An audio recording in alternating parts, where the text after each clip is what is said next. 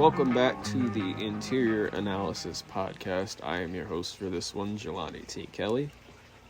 I'm Evan Westman. I'm David Jones. And today, for this video, for this episode, for this podcast, we are discussing the sequel to that first Puss in Boots movie that nobody talked about. Puss in Boots: The Last Wish. Released in 2022, starring Antonio Banderas, Salma Hayek, Harvey Guillen? Guillen, probably. Guillen? It's 2 L's, Okay. right? Yeah. And Florence Pugh, directors Joel Crawford. I don't know how to say that other name. Januel Mercado. Writers Paul Fisher, Tommy Swerdlow. I like that last name. And Tom Wheeler. Is a good movie. Budget of $90 million, grossed $485.3 million worldwide. 10th highest grossing film of 2022. Oh, really? That high? Yup. I didn't see it in theaters, but I watched it on Netflix. It's still there for you to watch, by the way, if you are interested. Initial thoughts. My brother recommended I watch this because he knew I'd love the villain. At first, in his first scene, I wasn't entirely sold on him. I didn't know who the creep was, but once it was revealed how he was following Puss in Boots the whole time, everything made sense, and yeah, my brother was right. I have more on initial, but it kind of leads right into one of the topics or all of the topics, so y'all go. David, you can take Yeah, that. I saw this in theaters. I saw the trailer when it came out. I was really hyped for it. I remember telling people to go see it, being like, this looks really good. This looks like the next thing in animation since Spider-Verse. I just like kind of playing with frame rate and having a good time with it. And a lot of people were like, whatever, it's a Puss in Boots movie, and didn't watch it. But it's a really good movie. And then, yeah, in theaters it was really good. I'm glad you finally saw it and you picked it. It's a really good movie. I enjoyed rewatching it. I really like how they use the fairy tales. I feel like this whole Shrek universe shines when they really embrace the fact that it's all about, like, the satire on the fairy tale. And this is, like, probably the third one to me. I probably do Shrek 1 and 2 above it, and then this, if you take all of the movies for, like, how they utilize that. And it was really good. Yeah, I'd concur with all of that. David, maybe you were one of the people who recommended this to me, because I think I saw the trailer for this and I was like, oh, that looks dumb. And then I saw a bunch of people, I think like a couple people told me in person, and a couple, like, I don't know, maybe I saw like some thumbnails for like a video essay or whatever about it, because there were a bunch I remember seeing after this came out, or just like edits for the Wolf and stuff, and I was like, oh, maybe this actually is good. And then I did go see it in theaters, and I was like, yeah, okay, this is really, and like I haven't heard anything like praising the initial movie at all. It seemed like a very mid-tier DreamWorks movie, like nowhere near the level of the first two, or even the latter two Shrek movies. And then this just came out of nowhere, and was just really good. I think I don't know when I realized this, but I realized I think this movie feels like what I wanted from latter-day Pirates movies. And then thinking about it more, I realized it's actually pretty similar to Dead Man's Chest in its construction, which is not to say that it rips it off. I think it's like, I kind of like Dead Man's Chest for its messiness, because I think it's like interesting in that way. This is like if Dead Man's Chest was written a little bit cleaner. So I like that about it. It doesn't have a Kraken. So obviously it can't be quite as good, at least not in the same ways, but it's a lot tighter, I think. Which one is Dead Man's Chest? Yeah, the The second one with one. the Kraken. Yeah, the second. Okay. They all blend together for me, and I don't remember anything. This one with the from spinning wheel, and they're all I don't know if fighting on the wheel with the sword. I thought that was the third one. Well, in your defense, I also made you watch those like back to back the summer of COVID, so that probably doesn't help. Maybe it wasn't Yeah. like back to back, but at least within a few months. Those are my initial reactions. Um. Okay. If that's it for initials, I'll state my last, and we'll just jump right into the topics. Um. Even aside from the villain, which is one of our topics, I was on board. I want to say once we got out of the cat lady spot, like up until that point, I was just like, I don't get it, and then I got it. Um, the intro I didn't care for, like the song and dance, all of that, because I was just like, why am I here? It just seems like another kids movie. And then he got cut and he started bleeding, and then he said hell at one point, and I was like, oh, this is PG. Yes, it's actually PG. Like, Yeah. yeah, between this and like Spider Verse, I'm just so glad that like kids movies are like allowing themselves to be a little bit more like I remember having this feeling watching Across the Spider Verse last year, and just being like, why does this feel more dramatic than like any adult movie I've seen in like 5 years? Like, somehow it feels darker and like more serious when like the ending of that movie, and I feel like this does too. And just yeah, I feel like it's been so long since kids movies got to embrace like, yeah, make something that's actually for 12-year-olds and not just 6-year-olds. And this doesn't go quite Miles as hard there, but it does a bit. So, Miles said ass and Across the Spider Verse. oh boy. Yeah, earning that PG rating. I guess ass is like the one F bomb in PG-13. I feel like.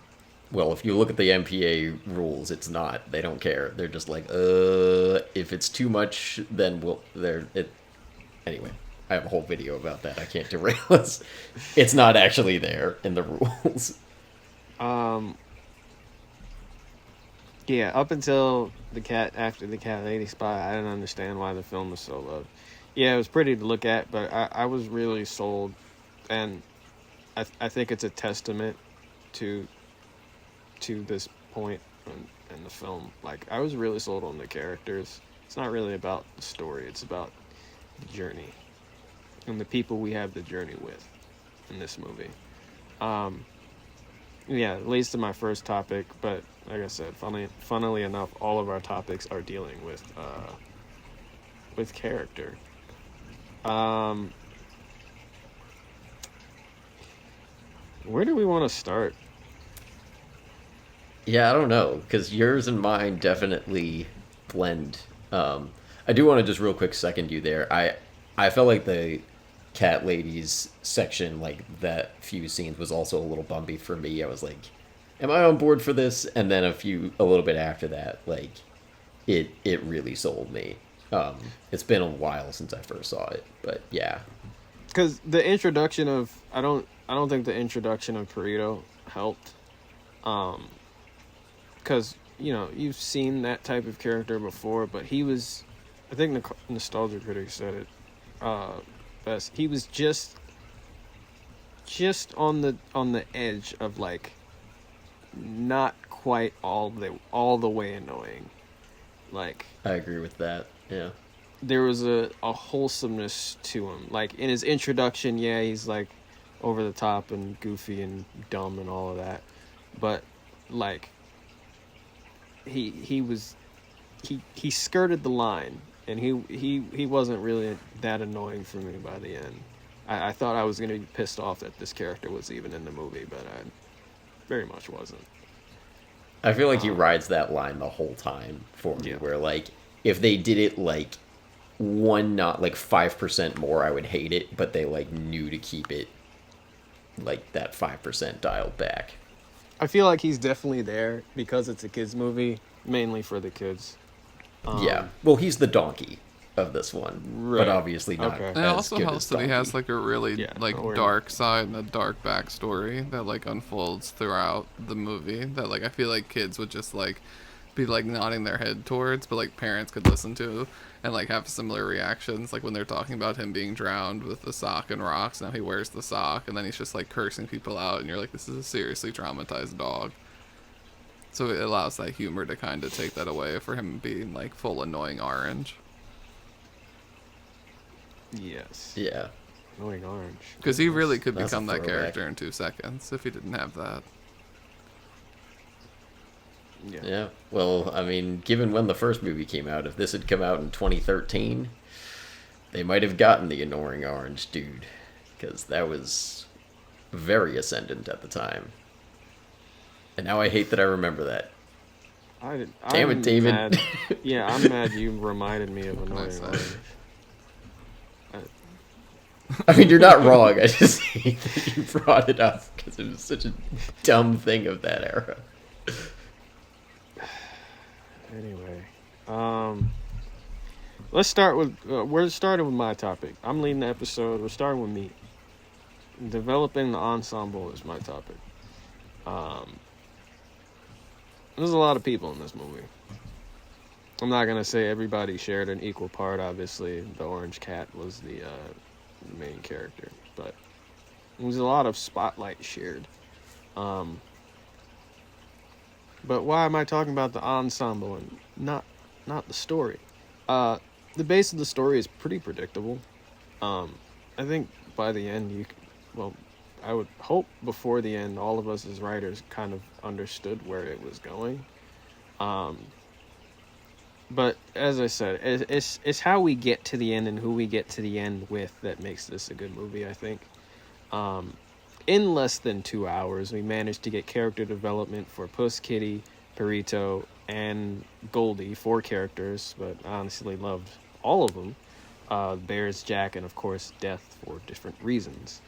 The main characters, mainly Kitty, Puss, and Goldie, had a clear motive for reaching the star, and it's kind of predictable. As I said, nobody's going to use the wish by the end, but it was essential the movie took the time it needed to give us insight as to why everybody's hunting the star. Yes, we're given the goals, but it's more important as to why they're doing it. There's a lot of like action and then slow moments. There's a lot of that back and forth in this movie. Puss's goal is to get his 9 lives back and become legendary once more. Kitty is to... I didn't... Even though I just watched it, I wasn't entirely... Was it to find someone You can who cares trust. / doesn't betray her? Right. Okay. I was on... Okay. Goldie is family. Jack is to become powerful or something. I forget his too. I don't think it really matters. Which I still feel like Goldie's is the shadiest, personally. Yeah. Really? She- Because like How do you mean? she's had a good life. Like these Yeah. bears could have tore her ass up and ate her, and they've taken her in, and she's just like used them. She didn't tell them. She's like, we're gonna go to the star together. I'm gonna use you, so then I can throw you away and get my own family. Like Puss doesn't want to die. Death is knocking on his door. Kitty got betrayed by Puss left at the altar, so it was like, okay, I understand why you want to have someone you can trust. I get that. Jack is just a horrible person, but like that's not shady to me. But like she was really like underhanded in her way. Like she really misled her entire quote unquote family because she wanted a new one. Well, something I was thinking about with this topic was like, yeah, why does the ensemble work so well? And then I was considering, like, I feel like you could almost have this movie be, like, you could have Kitty or Goldie be the protagonist and, like, keep everything else basically the same. I think it's better that they aren't, but they have the same, like, care in how they're created. And I think it would have led to a lesser movie. And I swear there's something that is really similar to Goldie's arc in this, like where it's almost exactly the same. And I want to say it's a kid's movie, but I couldn't remember what it was. I don't know if you It's guys like can the think of it. family you had all along. Or something. Yeah, like maybe it's just that there's stuff that feels like that, but I want to say there's like a specific movie that's almost exactly that, and I just can't think of it.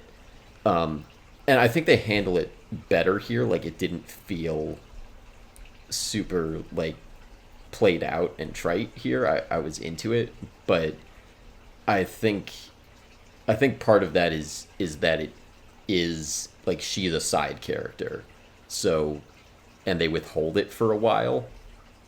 So like I think that helps because I think Puss has the most compelling like motive and goal, and this is going into my topic a little bit, but I think it's better that he's the protagonist. But you could kind of tell this story from Kitty's point of view, like having her be the protagonist or Goldilocks, and I think that kind of helps with the ensemble piece of it. I think the Jump in. best part about it is just like they don't give it to you all at once. It's kind of pieced out and paced out, especially with Kitty, and like you kind of get to sit with whatever his name is, the dog, and he's not sure what happened either, and he kind of learns and everything. And I feel like it's just because it's a kids movie, so you can't throw too much at them or your audience. And I feel like it does it well, especially for like this could easily also like suffer from like Spider-Man 3 syndrome where it's just too many characters in it, but like it really doesn't. Like it balances all of its personalities really well. Yeah, I think it's a smart number of characters. Like, I think if you added one more, it might be too much.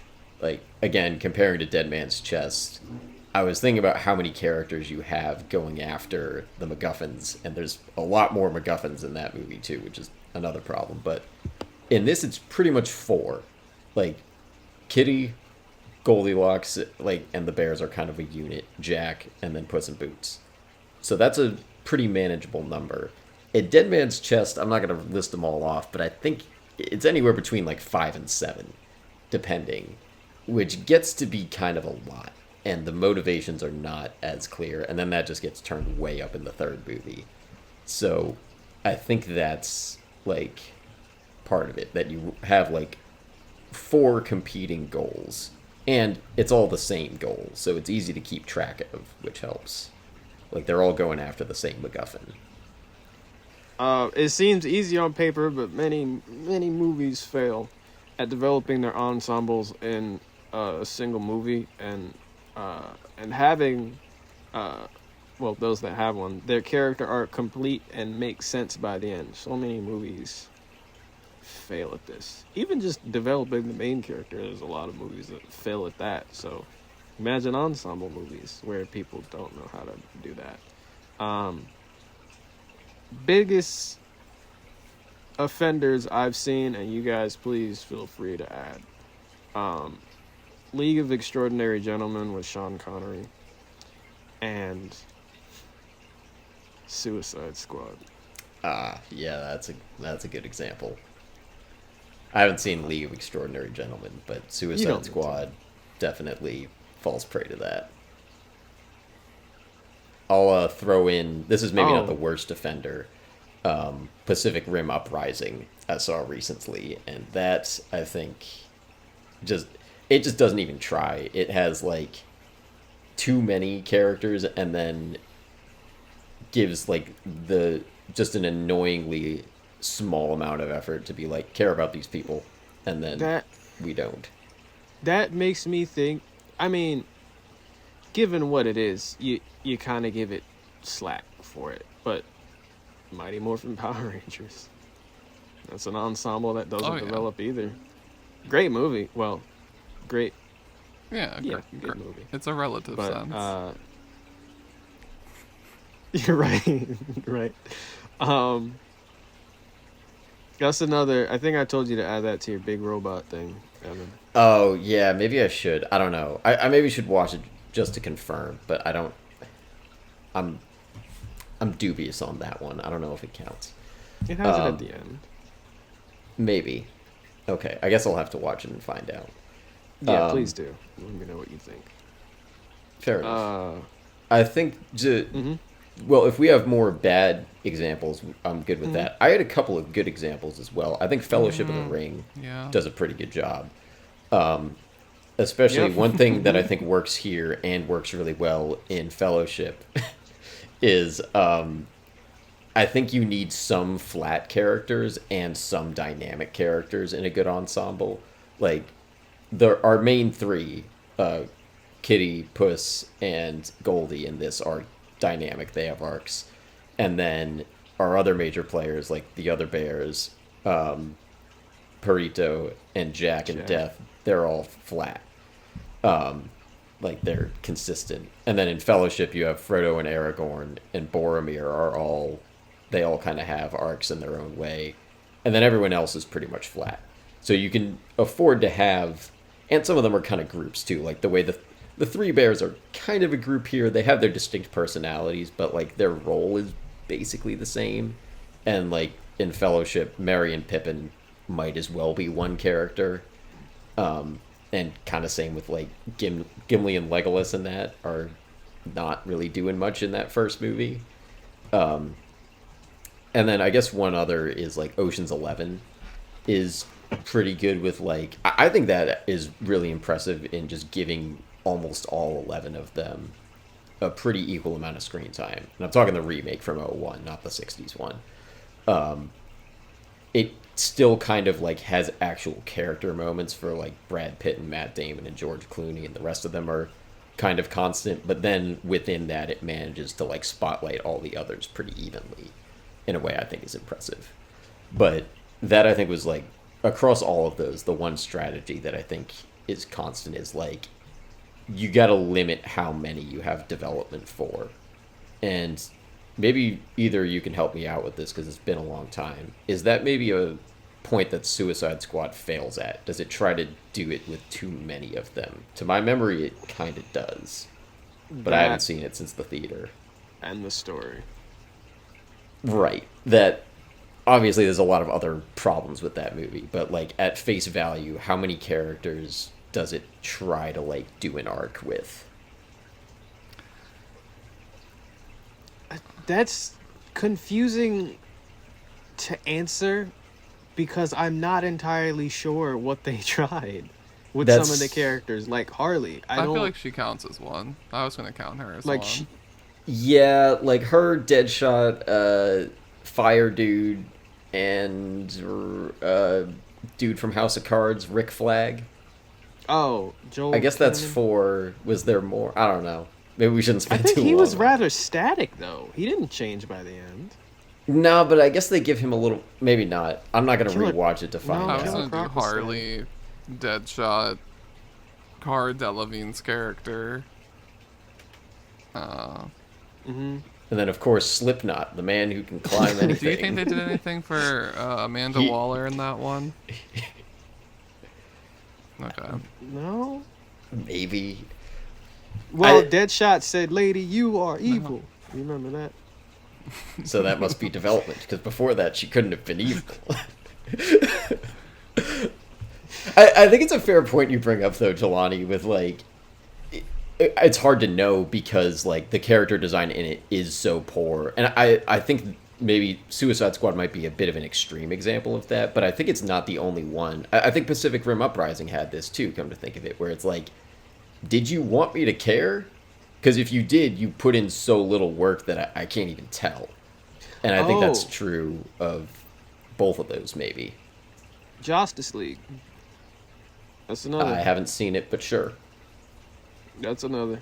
I mean, they had development in some of their own movies, if you could call it that, because you had Man of Steel and Batman v Superman. And was Wonder Woman before the Justice League movie? Yeah, I think so.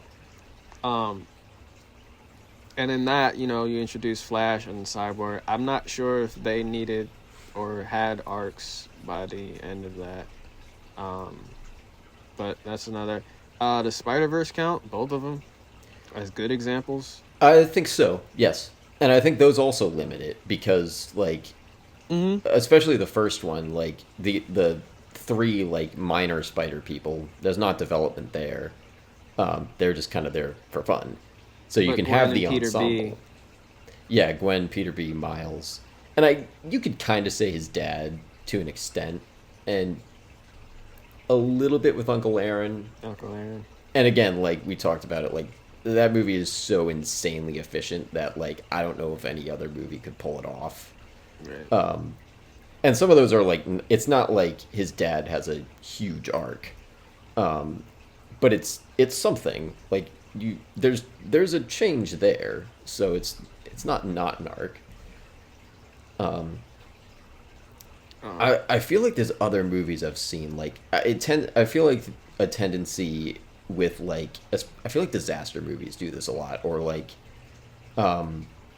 monster movies too. Like I feel like Godzilla versus Kong maybe had that. Like did that have some half baked something? Like almost any movie where like there's a romantic subplot that's underdeveloped probably has this, where it's just Ew. like, okay, I guess you two are together now. Sorry, when did that happen though? Never mind, the movie's over. Okay, I guess that's fine. Like, I feel like there's so many, like, big blockbuster movies that will kind of, it's like a half-assing character thing, where it's just like, well, we need to have an arc, but do we actually? Because this is lame and nobody cares. Like, and yeah, I think this is there's a reason we're talking only about the characters in this episode, and it's because they put in the work here, and it outshines anything else. It also depends on the movie you're trying to make, because if you mention something like Final Destination, that's an ensemble, but they don't need to have that. Yeah, and they don't try. Which all of what was just said was actually just my next note. Aside from the main characters, it was helpful to have rather strong static characters to support the ones going through the arcs, because they don't really need the time to develop. They're there to show you who they are and how they relate to the story or the character they're attached to. Jack, evil, not much to develop. We see his goofy backstory for like all of 10 seconds, and that's all we didn't even need to know that. The Bears support Goldie by any means necessary while making just right puns. I didn't care for those.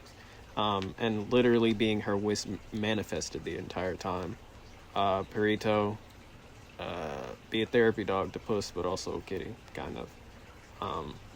And Death, killed the cat. And then Jiminy. I wanted to mention Jiminy. Was he called Jiminy by name, or was he just No, I called think they give him Conscience? some other name. I'm gonna look it up because it's like some copyright safe name. I feel like I'm gonna call him Ethical Jiminy. Bug is his name on IMDb. He's probably the funniest character to me, just because of his voice.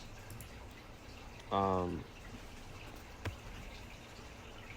know Anyway. David doesn't like him, but I like some Really? John. Well, I'm not gonna not the bug. John Oh. Mulaney, I think, has some excellent line readings in this Mm, that like only he could Yeah, pull he off. does. okay. Avoiding backstories. For literally everyone, we have time to learn about those who need that time during the runtime of the movie. You know, they accomplish all of this in 2 hours. Good job. Or less than 2 hours, sorry. Shout out to the writers. Honestly, you know, like, just shout out to God, guys, you know? Just be doing things. Well, we hope. Anyway, we have 2 other topics. Who wants to? Evan, I don't have much on yours because, like you said, I think ours just blended really well. So maybe we should just jump to yours then. Okay. Yeah, so mine was compelling character flaws. So I'm gonna slightly not like contradict, but I had a different experience from something you said a little while ago, Jelani, about like it's predictable that none of them will get the wish. I kind of had that, but I also sort of had like you bring up sometimes like the curse of knowing 3 act structure. I feel like I kind of had that for this movie, and I had it with Soul too, where at the beginning I was like, I know there's like some kind of flaw that's going to show up for Puss in Boots. And like there's some reason he's probably not going to like get his lives back and get the wish. But why would that be so bad? Like it took me a while to kind of see, and that like really made me lean forward because the whole time I was like, I still want this for him. And I had that in Soul as well. I was like, I know the movie's going to take this away from Joe, but I don't want it to. Like, why would it be so bad? And like, even up to the point where like, even at the climax, I was like, you could end the movie with Puss getting his lives back, and I don't think I'd be mad about it because it would feel earned. And ultimately it doesn't, and I'm okay with that. But it was just really compelling to me that like, I actually was locked into like the protagonist's desire in a way that I pretty rarely am, especially in a kids movie. Like usually it's pretty obvious. Like a comparison I was thinking of was Emperor's New Groove. Like from the start, it's very obvious that Kuzco is just a bad dude who's like going around gentrifying John Goodman off his land. Like it's pretty clear he's a bad guy. At the beginning of this, I was like, okay, he's a little bit irresponsible and he's kind of a criminal, but like nobody's really getting hurt except for like the mayor guy, and it kind of seems like maybe he had it coming to him, and he's saving this whole town. Like, I don't know, do we think that opening scene could be the climax of a different movie? I kind of feel like maybe it could. And Shrek that kind of 4.5. made Shrek 4.5. yeah, maybe. Like I think it could be the end of a different arc for a lesser movie. And the fact that that was our starting point, I was like, oh, okay, this might actually like I kind of leaned forward with it. And a thing that I was thinking about with his flaw versus Goldilocks and Kitty was like they're all compelling to me, but I think a lot of why they are still compelling to me, despite having more like basic or like at least flaws that we've seen in other stories before. I was like, why does that still work? And I think a lot of it's timing. Like you don't really know what it is until pretty late for both of them. But I was still compelled because they don't come out of nowhere. Like there's still hints of it earlier. And like I wasn't able to predict it, but when they reveal it, I was like, oh, okay, that checks. And I think if you didn't have the hints of it earlier, it wouldn't work. But also, it wouldn't be as compelling if you showed your hand too early. So that kind of leads me into a question that I want to pose to like pretty broadly. How do you know when the right time to reveal your character's flaw like really clearly is? Like when should the audience know? I know it's like kind of a spectrum, so I'm not expecting like objective answers here, but like how do we feel that out? You have the answer in your notes. I'm gonna agree with that. Well, I don't know if you guys wanted to, because I have some examples to go to, but if you guys had any, I wanted to let you start with it. David, do you have anything?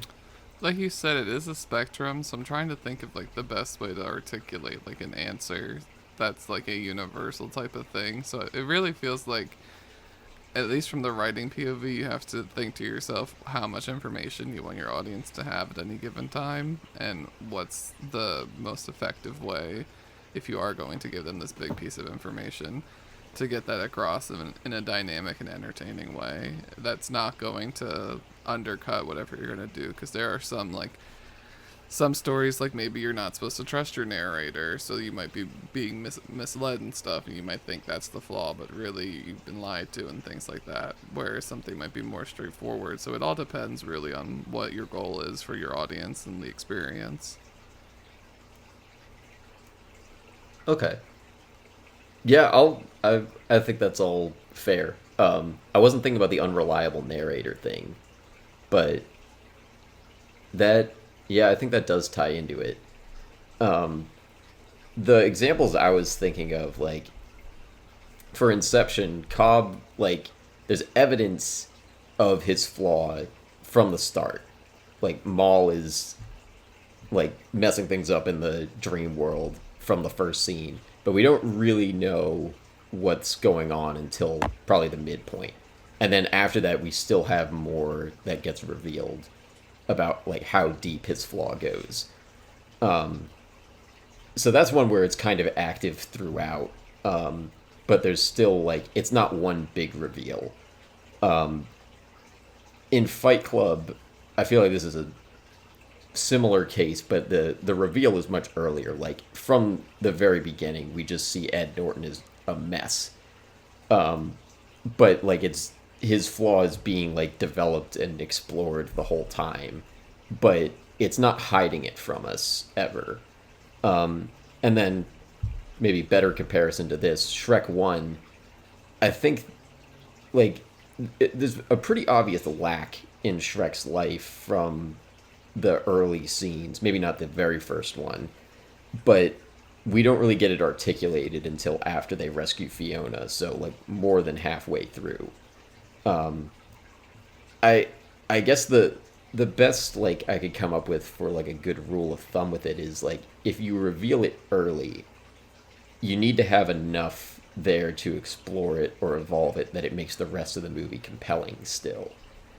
So it's a balancing act, but I was thinking about just timing of it with this, because I think it's good that we know, like, we have to know Puss in Boots, like, we have to get a at least decent sense of his flaw from the start. Whereas I think it would weaken the movie if we learned Kitty's or Goldie's flaw earlier.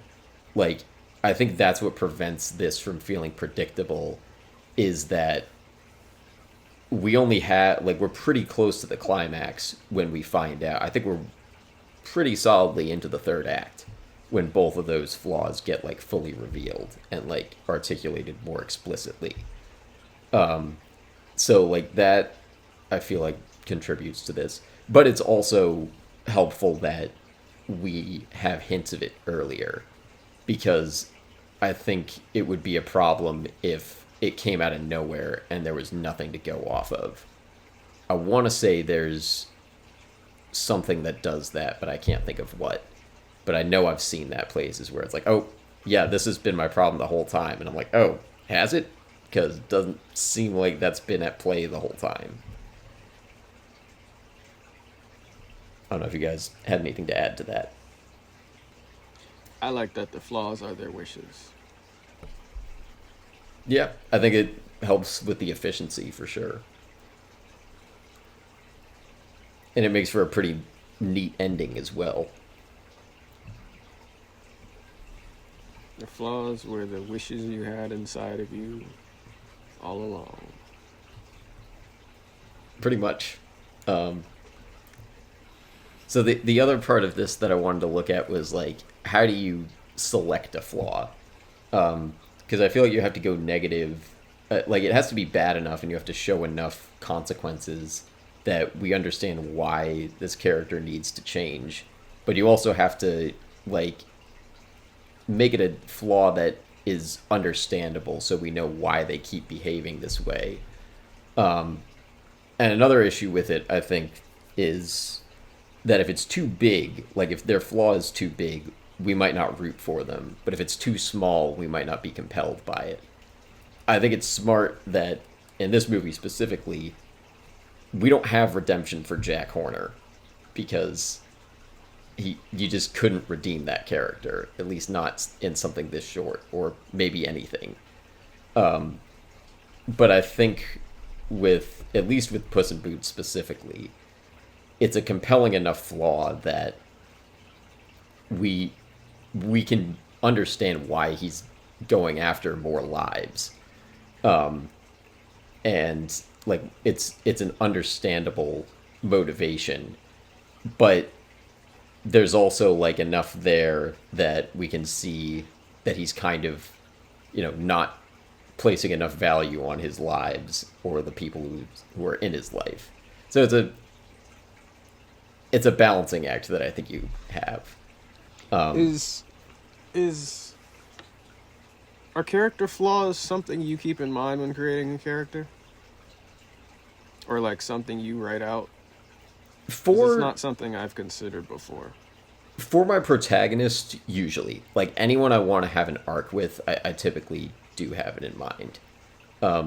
For example, right now, something I've been working on is the disc golfer movie that I've been messing around with, and I'm trying to figure out what their flaw should be, because there's a lot of like different styles of playing disc golf that I feel like could lend themselves well to like how you approach the game mentally. That could be a really good flaw, but I'm not sure which one I want to choose. So that's kind of something I'm feeling out. And I guess in other cases it might show itself a little more clearly. But I'd say short answer, yes. For protagonists, I do think about their flaw. That's a pretty central part of it for me. Just I don't curious. think about the flaw initially. I just like free write, and then like the flaw usually comes out, and I usually like within my writing start to see where they're flawed, and I usually start to like cut the fat from there and try to make it more centralized into that and fit it into a theme. And then from there, I try to figure out like, because I remember my first ever film class before I got to Drexel in high school, like my teacher was always like, in a movie there's what a character wants, but then there's what a character needs. And I always try to think like, what does my character want and what does he need? Right. And then from there, the flaw usually either co-aligns because I started writing already, or I like try to tighten it up so it does co-align. You're like, okay, this is why you're not getting what you need right now because of your flaw. Yeah, I don't think it has to be the first thing that you come up with. Probably, I don't know that it ever has been for me. Maybe in a couple of cases.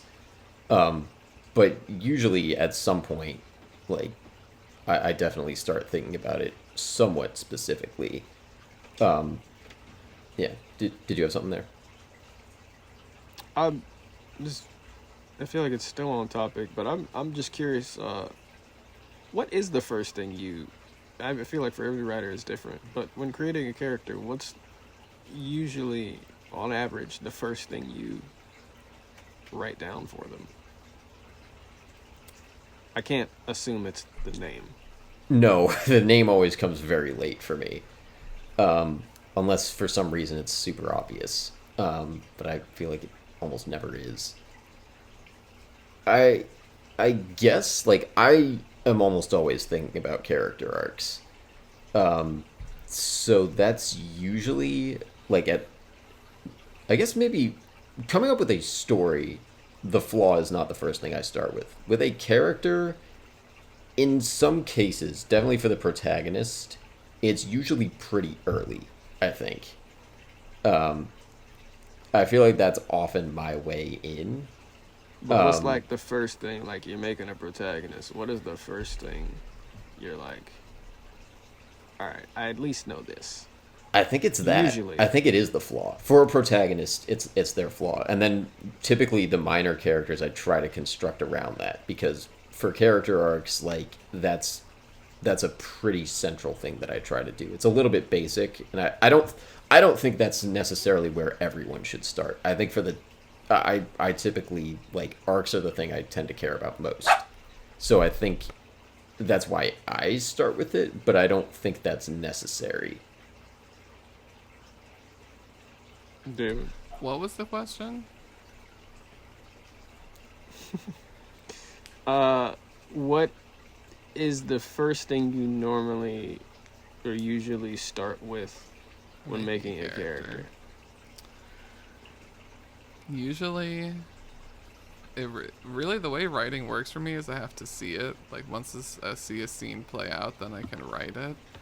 So usually I can't really think up a character. I just like open up my computer and just start typing. And it's usually in third person, and then I usually like exposition my way out and make up this like other life. And then from there, I like start to see who this person is, and then like a scene will come out of it, and then I'll write up that scene, and that scene will have like dialogue and stuff, and then like I'll listen to music, and then like the music that I'm listening to usually informs that too, and then like location, and then also just like the thing I'm doing. Like I thought about like a spec script of like what would happen in Halloween 5 if like they actually followed Halloween 4 and didn't make it terrible, and like from that led me to like I need like the protagonist to be like a girl. I need her to be like kind of like a little girl again, because that speaks to who Jamie was in the fourth one and stuff like that, and just like different things. Like I want to like do like the POV shot from the first Halloween, so then that scene came to mind, and then like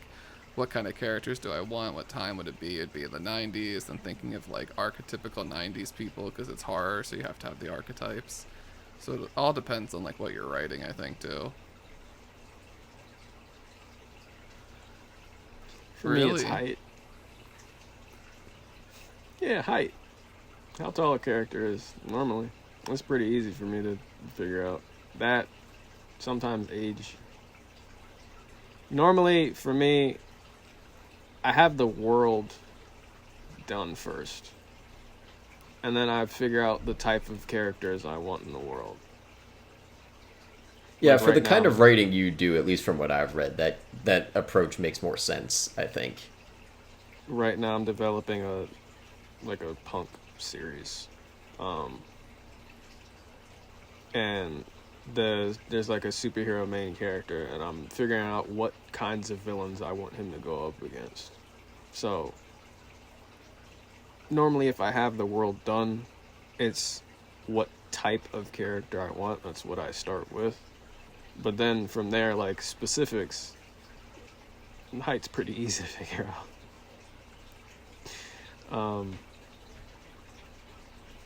Name usually comes last. Sometimes I have a name before I have a character, though, depending. I kind of hate Yeah, coming but- up with names. Oh, like sometimes when I get to a point where I'm like, I guess I literally have to, like now that I'm actually writing this, I need an actual name for this character and not whatever I've called them. I'll just go to IMDb and click through celebrities who were born that day and just go down the list and then feel it out. I'm just like, nah, this one doesn't work. That might, and just like, because I don't want to just sit there trying to think one up. I got to look at a list of names and then That's a see if creative like way it. of going about it. I I just- just look up, like, what names mean this. Like, if there's a dark character and they're all about darkness and being dark, I look up what names mean dark and just go through a list of that. Well, I think that can work for you too, because you have, like, your characters typically have powers, and sometimes they choose their own names. No, not even. I'm not even talking about superhero names. I just mean like normal names sometimes. Like there are names that just mean dark. Like probably Raven is a good example. That's a real name. If I need a character that's dark, look up dark names. But I've never thought to go through select, because I always want names are usually last for me, because I always want my names to like mean something to the character. Like I don't just want to give them a random name like Brandon. What the That's hell why I does try to Brandon let them mean? come naturally, because it usually will happen. You're like, oh, that's it. Mhm. That's the one. Yeah, but I feel like I have to know their vibe first. Like, Oh, this person seems like a Tracy. maybe. Do I? Because that was the name I had for that short we did. That was my character name. I didn't pick it, but Oh shit, that's why I thought of that. I was like, wait, why do I feel like Tracy and Evan connect somehow? Oh shit, yeah. because I guess we did once. Um, I don't feel like there's a vibe match there, but like it just that was who I got cast as. I don't look like a dentist. But I No. was dentist for that. I also Anyway. I can't Oh, go ahead. help thinking of this is unrelated, but you know how Prosy D has those like sketches about like his one video game or whatever. I think the character's name, like the player's name in that is always Dennis. So I kind of like always think of that with it. And you and him have very different vibes. So Anyway, I just wanted to ask, just to add something, because like I said, I didn't have much on this topic, so I just wanted to ask those questions and expand it a bit, give something towards it. 'Cause I feel like we kind of touched upon It's a good question though. both. Yeah, I figured I'd ask because we're all writers, so we all I have think that degree. I think the thing that comes later, like after I figure out their like function, I'll try to figure out like the voice or That comes personality. first for me. That's always fun. That's like one of the most fun parts for me. Figuring out what I've started to do is like I'll have the person like a couple of personality traits, and then after I'll put think so and so from this. Like Yeah. think asshole-ish Spider-Man. Think whatever, and that always that adding that has definitely helped me when it comes to like especially writing dialogue. Like what would this character say? Oh, just think this person from this movie, that's what they'd say. Yeah, that's always fun. I think there was somebody, what's the name, I knew them as Jay. I'm not sure if they fully transitioned, but somebody from Drexel, when they said they created characters, always started out with personality. Like that was Yep. the first thing they began with. I think I have done that. And honestly, now that I'm thinking of it, like, I know something I've had criticized with my writing is, like, your characters are good debaters. They don't feel like people.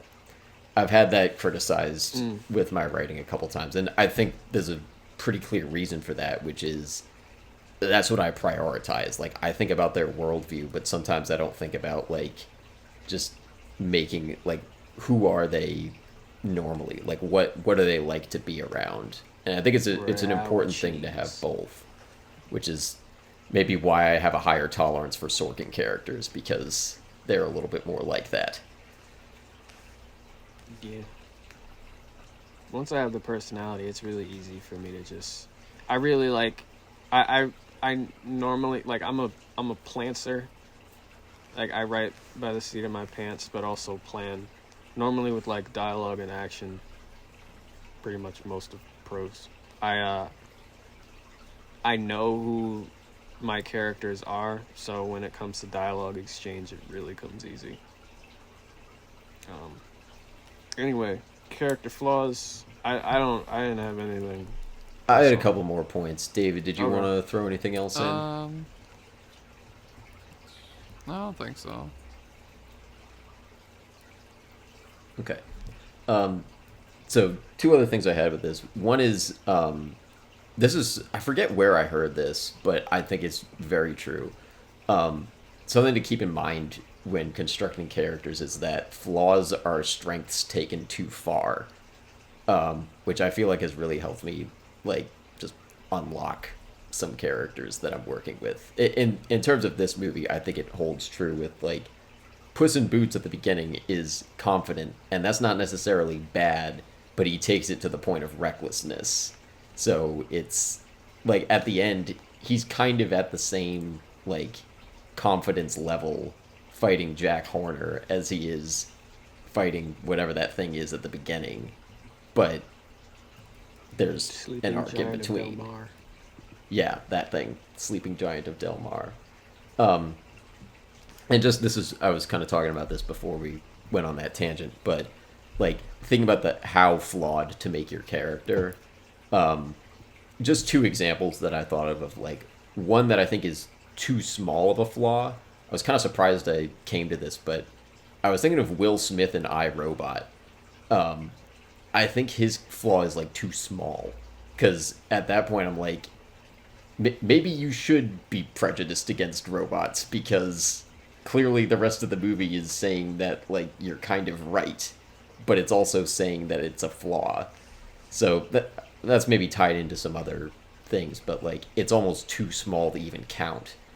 But then a case where like this is for me personally, and I don't want to knock this movie too hard, but I recently rewatched Lady Bird, and both times I've seen it, like it never throws me fully off, but I have a really hard time rooting for her in that, because I feel like she's just really mean to people, so often that like I want to root for her and be invested, but like there's just so many things that she does where I'm just like I don't like this person. And I think that's kind of part of what the movie's trying to explore, but it does kind of knock me off the ride a little bit. And I think other people have that. Like I've heard that criticism of like Kylo Ren. Like people think he is too bad of a character to be redeemed. I feel like there's maybe other examples, but that was one that I thought of that I've at least heard more from other people. So it's just kind of a thing to like keep in mind, I think. His flaw was patricide. And other sides, I think, too. It's yeah, because like there's like different spectrums of it too, because you can have a like protagonist who is a bad dude, and we can still like Jake Gyllenhaal in Nightcrawler is a really bad dude, but he's an interesting person to watch. So it's I guess you got to kind of feel it out. Or like Walter White in Breaking Bad, it ultimately, from what I've heard, becomes like just a full-on villain. But we're kind of supposed to be compelled by him anyway. So it depends on the story you want to tell, but like I think there has to be some kind of signaling of like or at least an understanding of like if your character is going to be bad or like have a flaw that we maybe will not want to root for them if they have it. They have to be compelling in some other way. So I guess it's a thing you kind of have to feel out. I'm sorry, I rolled my eyes when you mentioned Breaking Bad. I get it, but like, it's. I'm not the biggest fan of that either, so I'm not gonna get into. Yeah. Story for another time. Was that? That's all I had. If you guys wanted to add on, feel free. No. David. I think flaws are important to characters, so it's how we fall in love with them. It is, but I think it can also be how we fall out of love with them too. That's why it has to. You got to have a good balance with it. Because I feel you on that as well. Like some of my favorites are like I'm invested in them because they're flawed in interesting ways. Are there any characters whose flaws you like? Well, it's not that I am like they're a better like person because of it, but Cobb in Inception I think is very compelling because of his flaws. Same with Amelie. I think those are characters that I enjoy those stories and I'm into them because of their flaws. You know, I don't know. My choice is Sully from Monsters, Inc. Okay. Like, he'll just go against society to protect that child. Like, wow, I support you. Okay. I've never seen that movie, but I get that. I've never seen Amelie, and I've seen Inception, but I don't know what the hell. What was his flaw? His wife? He cared too much for his wife? Guilt. Okay. You gotta someday you will see.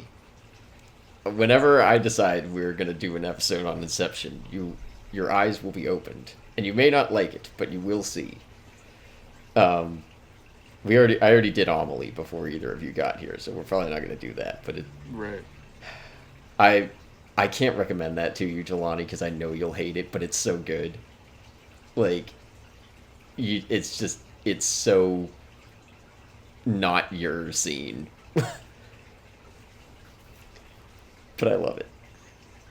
Is we ready to move on to the last and final topic?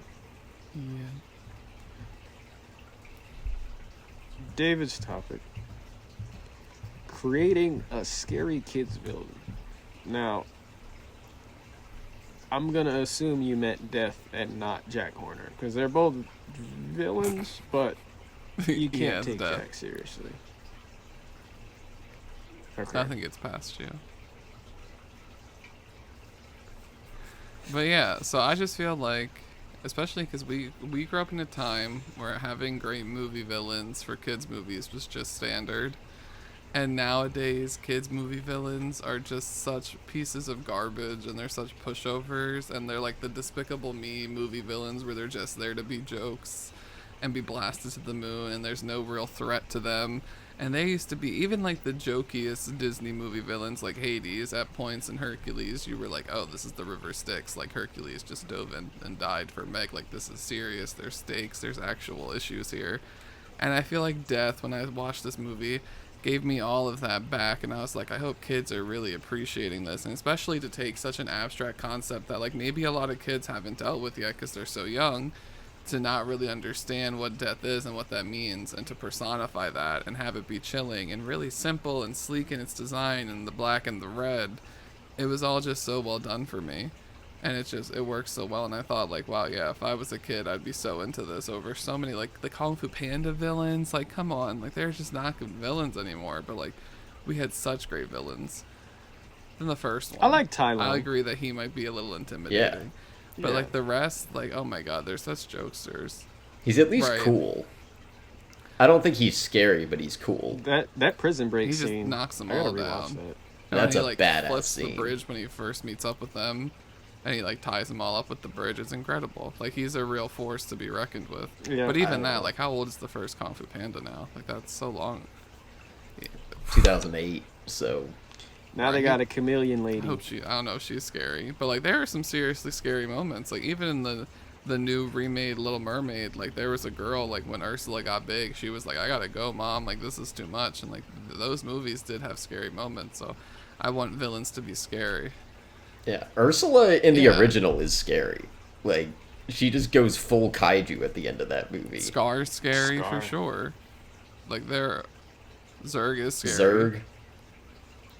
Zurg. Zurg kind of. Like, they were- I think recent example I wrote down was Kingpin. I think he's intimidating, but not. That's I- recent. We're talking about old though. Yeah, like, I don't know. I never felt like Jafar was like super intimidating like that, but he's at least more of like a classic villain than like like a lot of kids movies. I feel like recent Pixar doesn't really have villains. Like Inside Out, Soul, they don't have villains. Finding Dory doesn't have a villain. Luca, not really. Turning Red kind of does, but Encanto even doesn't that- have a villain, No. right? No, Encanto really doesn't have a villain. Frozen. Frozen, it's The first one, kind of. it's Hans, but he's not like he's not Frozen like a 2 didn't though, right? no. Frozen 2 doesn't have a villain at all. It was just a like self-discovery or something. Yeah, Coco, there's a villain, but it's not like I don't know. I think I've seen at least one video that's like Disney villains are kind of a dead breed, and I forget when it was from, but like I want to say like mid 2010s, maybe late 2010s. Like Probably We when don't have- Maleficent started. yeah, Your Maleficent gritty is fairy cool. tales. Your gritty fairy tales started the whole no bad villains thing. No evil. Yeah. Well, I did for that video, and I'll plug it more at the end. But I did rewatch for I don't know how long it had been, but I did rewatch the original Sleeping Beauty, and I was like, Maleficent's just fun here. Like she's the best part of this movie, and I miss that. Like, and same with like Hades. Like we don't even have that anymore, and I don't know if it's like because kids movies, like for some of those that I listed, I don't think they need a villain. Like Soul and Inside Out are excellent movies that work without a villain, but some of those other ones, like what if Moana had like more of an actual villain? What was Mulan's villain's name? That dude was. Oof. Oh yeah, Sean Yu. He's scary. He's good. Yeah. He's not the best part of. I don't know if I would put him up against some other Disney villains, but he's not bad. Like No, he is intimidating. That design, his design alone is. You have a good villain design. That says a lot. That's good. I think David already mentioned Death's design in this. Yeah, and then like the whole time, I never even like, at least the first time I'm watching it, you never think like he's holding these two things, he's gonna put it together for the scythe, and then at the end it becomes the scythe, and you're like, wow, like he is the Grim Reaper. It's very well thought out.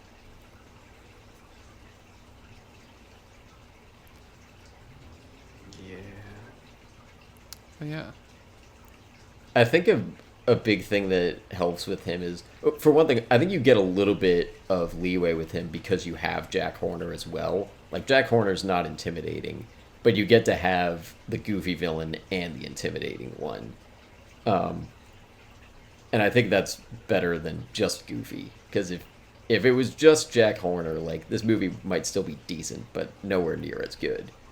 Because he's just, I mean, John Mulaney's fun, I think, but he can't really anchor this movie like that. But there's also, like, Death has a personality to him where, like, he's always, like, the whole time he's just kind of, like, smirking at how powerless Puss in Boots is against him. He's having fun with it. And, like, they're not, like, big jokes, but he's just kind of, like, taking his time and making fun of Puss in Boots, which I think adds to the menace. Playing with this food. Yes. and I think it was really Yes. smart to give Death is like that- a great outlook on life. Like, if you respect life and being alive and all that means, then he'll be fine with you. Like, he'll leave you alone. He'll be like, we'll come across each other's path at some point, but it's whatever. But the moment you disrespect life and you get smug and you take it for granted, that's when he has like a problem with you, which is like never how Death is personified. Death is always like so cold and like against life, but this Death is like, no, you're supposed to be all about life. What are you doing? And I just think that's really kind of a cool thing for like a kid to get. To that point, I think I just realized he doesn't interact with anybody else in this movie. Like, Yeah, and he'll like only show talks up to in Puss crowds Boots. of people and out of nowhere, So, and it's like, was he that even really adds. there? Did you notice? And I saw this again, Nostalgia Critic. I saw, like when Puss is recounting his lives at the beginning to the doctor, and they're showing the numbers at the corner, each corner of the numbers, he's there. I There's a didn't picture notice of him. that. I gotta Oh. see that. I didn't notice that. I'm not sure if I'll No, be I'll able to look for it Google a after picture. this. I believe it, but I didn't notice I'll it. watch it tonight and look. That's so cool. Yeah. Yeah, so at the corner of each of the numbers, there's like an icon of him there foreshadowing him. And it's, he says he laughs in the face of death, and looking back, and he at the bar, Puss in Boots, he says, I laugh in the face of death, and he just says, so I've heard. Like, as knowing who he was, and on the rewatch, it kind of hit. It was kind of cool. Oh yeah, that is him in the hood. I found a picture.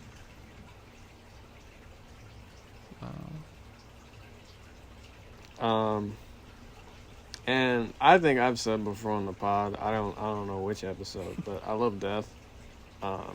Not like It's one of the boxes to check to get you interested in a story. I think we've established that pretty solidly across many episodes at this point.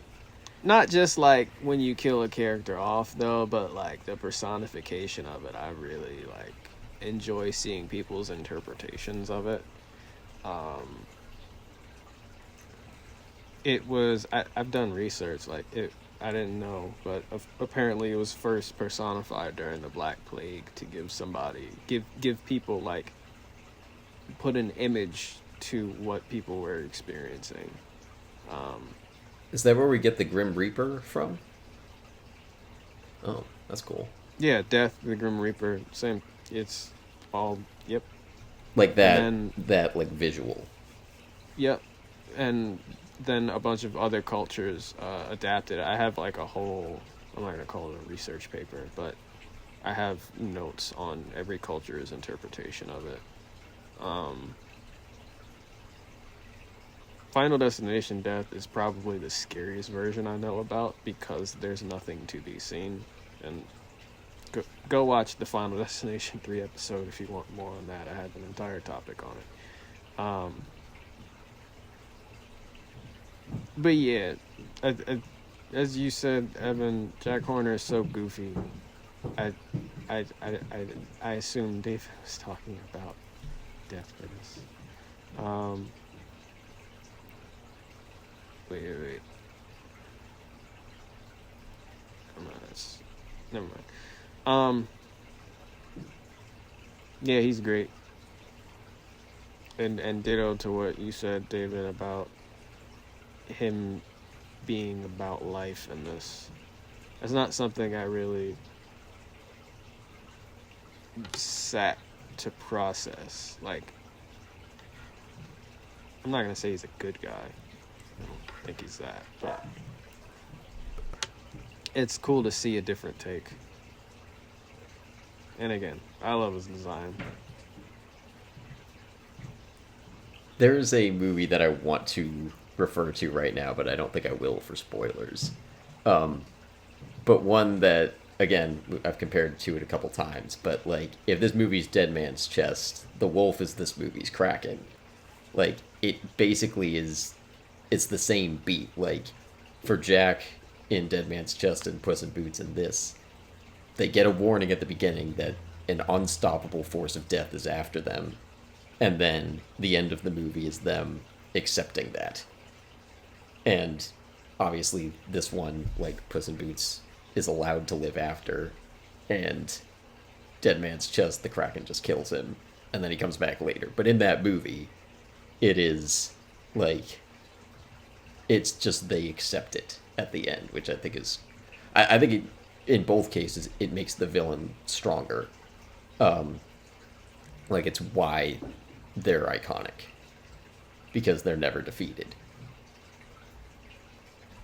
And I think, like, Jelani, you kind of mentioned it. I don't know if you were looking ahead in my notes, but I think Yes. the line, there's, like, as soon as Puss in Boots, like, defies him at the end, he, like, yells a line in Spanish to himself. And my Spanish isn't perfect, but I think it basically translates to, why the hell did I have to play with my food?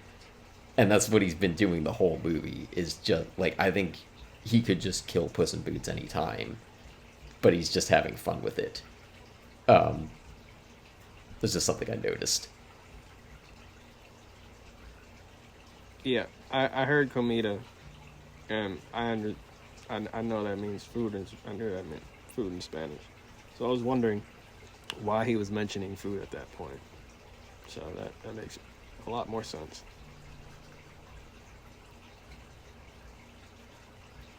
I don't know if this ties in perfectly, but I had a question for you guys. What do we think about the order of the climax? Like, going into this was like the third time I'd seen it, and I couldn't remember if they fought Jack Horner first or Death. And it's kind of both, because they kind of like throw him to the side. They throw Jack Horner in the bag, and then he fights Death, and then they finish off Jack Horner. What do we think of that order? Would it, like, does it need to be that way? Would it be better or worse if they ordered it a little differently? Yeah, it needs to. But why? I think it's stopping Death first is essential, because that's what gets Puss to rip the map up. Like, he doesn't want the wish by that point. Okay, right. His arc is complete when he beats Death. Could that have happened after they beat Jack Horner, though? Like, do we need the pause in that conflict? I feel like maybe it could be, like, I'm not saying it doesn't work here. I think, like, it works just fine. But I do find it a little bit curious that they kind of, like, split the climax into three, even though there's really only two conflicts there. Like, they kind of get all the character development out of the way in the first half of the boss fight with Jack Horner, and then finish up Puss in Boots' arc with Death. And then they, like, seeing as he just kind of gets sidelined, I don't know. It's not a problem. but I was just wondering So about I it. had the same thought watching it this time. I was wondering, like, oh, okay, I thought they defeated. I was like, I thought I remember death being the final thing, but I was like, okay, I guess it is Jack. And I honestly, I don't think there's any reason why they couldn't defeat Jack before death, other than the fact that they won at the moment of Jack sticking his thumb in the star, and they needed that to be like the final point, because then the star would blow up and everything and the battle would be done. So I think that was like the deciding factor. But like actually in like what they put forth for the plot, would it make sense to, they could have just defeated Jack and not thrown him in the bag and then gone and fight death and everything, but they won at that moment. Yeah, it feels a little unnecessary. I don't mind. Like they're fun fight scenes. It's like I'm not upset at it. It just seems a little bit strange.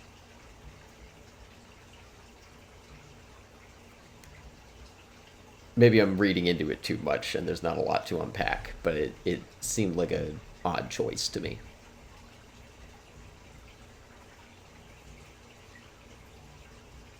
That was all.